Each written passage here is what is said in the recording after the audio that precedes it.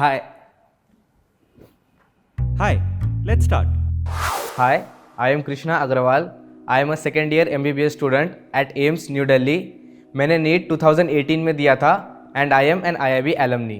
आपने डॉक्टर बनना क्यों चुना?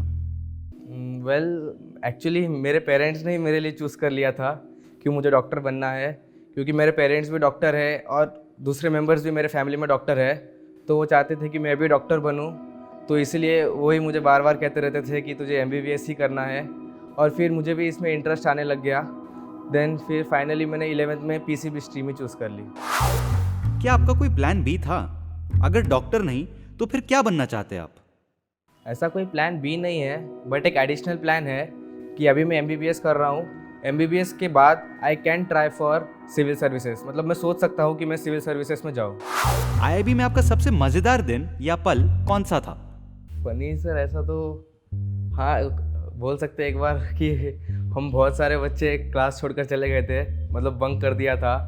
और हाँ, एक और बार, हाँ, कि यही था, अप्रैल मई का महीना था, IPL चलता था, तो पीछे बैठ के मैच देख रहे थे, तब भी बहुत गालियाँ पड़ी थी। पेरेंट्स को भी बुलाया और बहुत डांट पड़ी तब। उस वक्त तो बिल्कुल फ़नी नहीं था, उस वक्त तो बहुत ज़्यादा डर गए थे। तो अभी सोचकर थोड़ा सा फ़नी लगता है, बट वो टाइम पे तो बिल्कुल फ़नी नहीं था। अगर आपका बस चले तो नीट के सिलेबस से आप कौन सा चैप्टर हटाना चाहेंगे और क्यों? अगर मेरा बस चले कि मैं कुछ चैप्टर्स हटा सकूँ, तो फिर मैं इकोलॉजी का जो सेक्शन है लास्ट में, बायोलॉजी के 12th स्टैंडर्ड के NCERT में, वो हटा दूंगा, क्योंकि अभी उसका कोई रेलेवेंस हमें लगता नहीं है MBBS स्टडीज़ में, और उसमें ऐसा कोई कंसेप्ट नहीं होता है। सिर्फ हमें जो कुछ भी इंफॉर्मेशन दिया हुआ है वो पूरा रटना होता है, और उसके एक्स्ट्रा पॉइंट्स भी बहुत ज़्यादा थे, तो इसलिए फिर हमारा जो इंटरेस्ट था वो और भी कम हो गया था उन चैप्टर्स को लेकर। आईआईबी में नीट की तैयारी और अब एमबीबीएस की पढ़ाई, इन दोनों में आपको क्या फ़र्क नज़र आता है?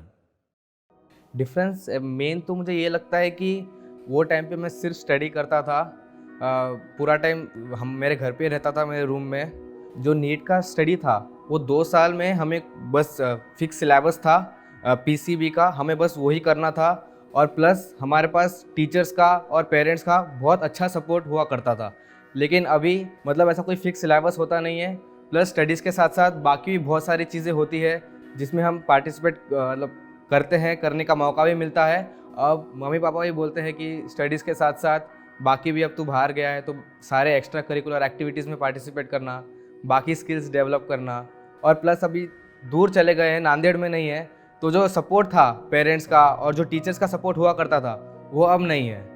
तो फिर मुझे यही लगता है कि वो स्टडीज़ जो है अब MBBS की स्टडीज़ ज़्यादा डिफ़िकल्ट है, क्योंकि सपोर्ट कम है और सिलेबस भी बहुत ज़्यादा है, और हमारे पास करने के लिए भी बहुत सारी चीज़ें हैं। तो जो स्टडीज़ को जो टाइम हुआ करता था और जो मेरी सिंसियरिटी हुआ करती थी स्टडीज़ के लिए, वो शायद अभी थोड़ी सी कम हो गई है। आईआईबी में 11th और 12th की पढ़ाई के दौरान और अब एमबीबीएस की पढ़ाई करते हुए वो कौन से दिन थे जो सबसे ज़्यादा मुश्किल थे? ऐसा हुआ था कि नीट की एग्ज़ाम थी कुछ 6 मई को, और उसके कुछ 2-3 वीक्स पहले जो हमारे राउंड्स होते थे, उसमें मुझे अचानक से एक बार बहुत ही कम स्कोर आ गया था। मतलब मैं एक्सपेक्ट करता था कि मुझे 670 675 तक आ जाएंगे, उसमें कुछ 540 550 तक ही आ गया था। तो तब मतलब मेरे लिए बहुत शॉकिंग था और बहुत डिप्रेसिंग था कि यार ऐसा कैसे हो गया, अब अगर ऐसा हो गया तो आगे अब मेरा कुछ और प्रोग्रेशन कुछ हो पाएगा क्या। प्लस उसमें मेरा रैंक भी बहुत नीचे चले गया था, जो लिस्ट लगती थी रैंक्स के हिसाब से, तो वो बस मेरे लिए बहुत ज़्यादा टफ मोमेंट था। नीट के बाद का ही ज़्यादा टफ है, उसमें सिर्फ पढ़ाई होती थी, सिर्फ अच्छा रैंक लाना था।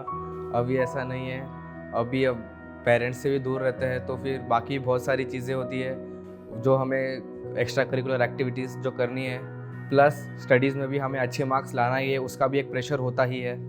सो ऑफ कोर्स नीट के बाद की लाइफ ही ज़्यादा टफ है।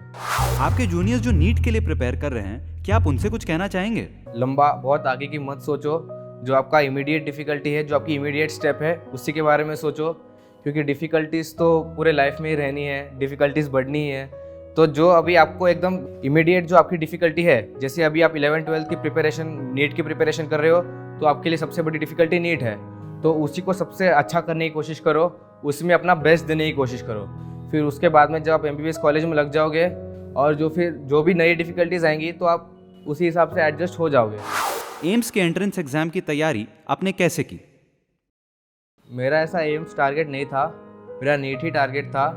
लेकिन फिर नीट की एग्ज़ाम मैंने दी और आंसर की आई तो मुझे बहुत ज़्यादा अच्छे मार्क्स आ गए थे उसमें।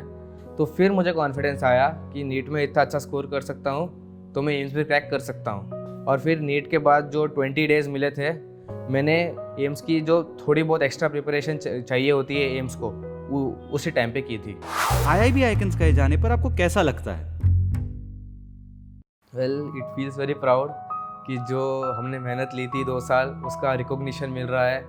एंड इवन टुडे इतना जो रिकॉग्निशन मिला है कि मेरे पेरेंट्स भी बहुत प्राउड है। उन्हें भी बहुत लोग बोलते हैं कि आप कृष्णा के फादर हो, तो इसलिए वो भी बहुत ज़्यादा प्राउड होते हैं और उनको देख के मुझे भी बहुत ज़्यादा खुशी होती है।